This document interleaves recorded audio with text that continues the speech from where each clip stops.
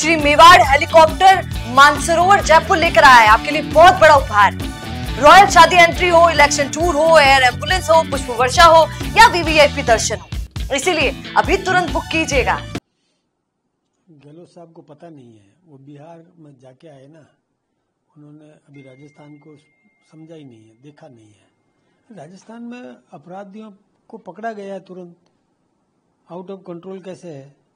राजस्थान में एक केस बता दे गहलोत साहब कि जिसमें अपराधी नहीं पकड़े गए हो, एक मुकदमा बता दे, एक एफआईआर बता दे कि जिसमें अपराधी को नहीं पकड़ा गया। उनके समय में पुलिस भागती थी, अपराधी पीछे भागते थे, पुलिस आगे भागती थी।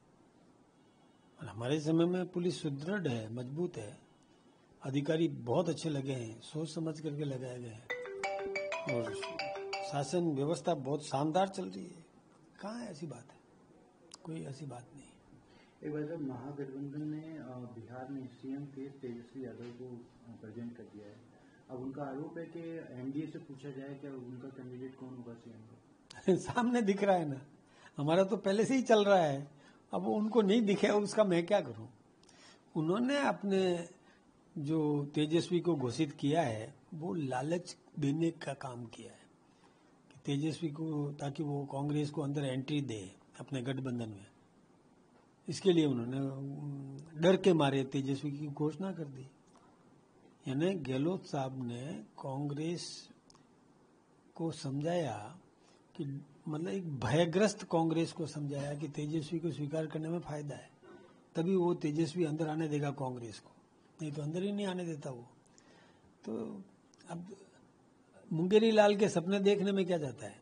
और हमारा तो सामने दिख रहा है हमारा नेता कौन है, किसके नेतृत्व में चुनाव लड़ेंगे। नीतीश जी के नेतृत्व में ही चुनाव लड़ रहे हैं हम, उनके नेतृत्व में ही लड़ेंगे।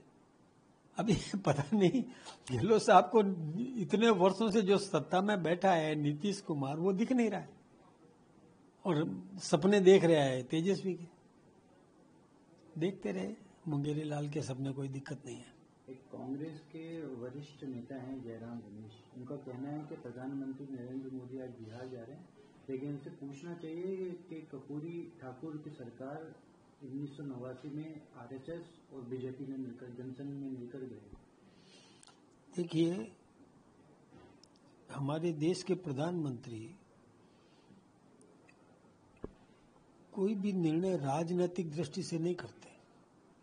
कर्पूरी ठाकुर ने बिहार में मुख्यमंत्री रहते हुए कई काम किए, मुख्यमंत्री रहे। हमारे उनके नीतिगत विरोध रहे होंगे, लेकिन नीतिगत विरोधों को हमने महत्व नहीं दिया। हमने दिवंगत आत्मा को महत्व दिया कि वो नेता तो थे, घाव तो दुश्मन के भी सराहना चाहिए। आज हमारे और गहलोत साहब के नीतिगत विरोध है, लेकिन मैं गहलोत साहब का आदर करता हूं कि नहीं करता हूं? करता हूं। हम विरोधी हैं, लेकिन मैं आदर करता हूं, आदर तो करूंगा। उनका अपना एक व्यक्तित्व है, उनकी अपनी एक सोच है। तो इसी प्रकार से कर्पूरी ठाकुर की अपनी एक नीति थी, अपनी एक सोच थी, अपना एक राजनीतिक दृष्टिकोण था। हमारा उनसे नीतिगत विरोध था, लेकिन कर्पूरी ठाकुर नेता था, ये तो सर्वविदित है।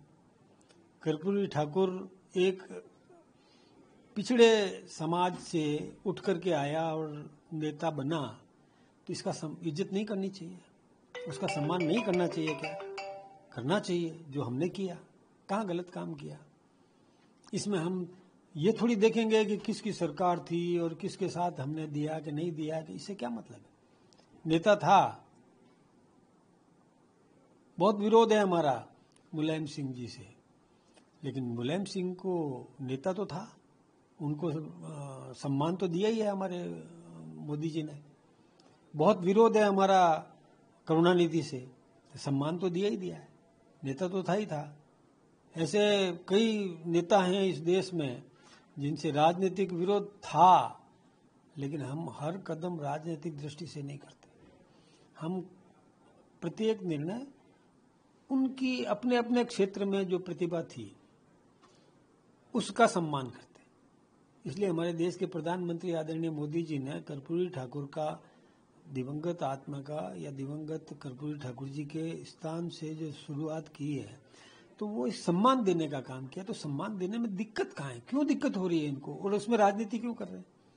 उल्टा उनको तो कहना चाहिए कि राजनीति से हटकर और ये अच्छा एक उच्च स्तर का उदाहरण प्रस्तुत किया, ये बताना चाहिए। अब वो ये तो नहीं बता रहे हैं कि क्यों किया, उसको गिराया था, ये करा था, वो करा था, ये बातें क्या होती है राजनीति में? तो कबड्डी में काका जी होते हैं क्या? काका जी की टांग पकड़ोगे कि नहीं पकड़ोगे? कबड्डी खेलोगे तो सामने वाले पाले में काका जी हुए तो क्या करोगे? काका भी है।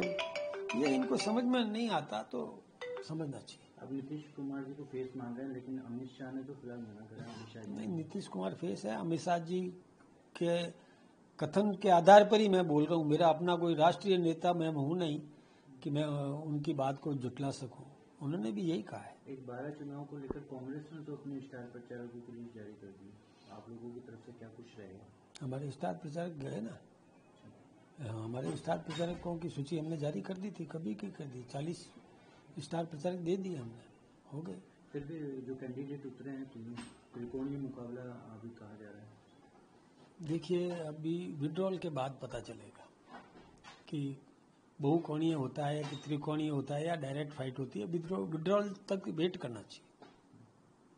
प्रमोद जैन भाया मजबूत स्थिति में बता रही कांग्रेस को। यदि कांग्रेस कहे प्रमोद जैन भाया मजबूत नहीं है तो उनकी दुकान आज नहीं उठ जाएगी। इसलिए उनको तो अपने मतलब गाल लाल दिखाने ही पड़ेंगे। बिजनेस अच्छा हो सकता है, लेकिन अगर नाम नहीं दिखा तो पहचान कैसे बनेगी? अब टेंशन छोड़िए, द फैक्ट इंडिया आपके बिजनेस को देगा वो पहचान जो पूरे राजस्थान में हर किसी तक पहुंचे। न्यूज चैनल पर विज्ञापन, पॉडकास्ट और प्रमोशन के जरिए आप सीधे 5 लाख सब्सक्राइबर और 10 करोड़ से ज्यादा व्यूज तक अपनी पहुंच बना सकते हैं। तो देर किस बात की, आज ही द फैक्ट इंडिया से जुड़िए और अपने बिजनेस को बनाइए हर घर का नाम।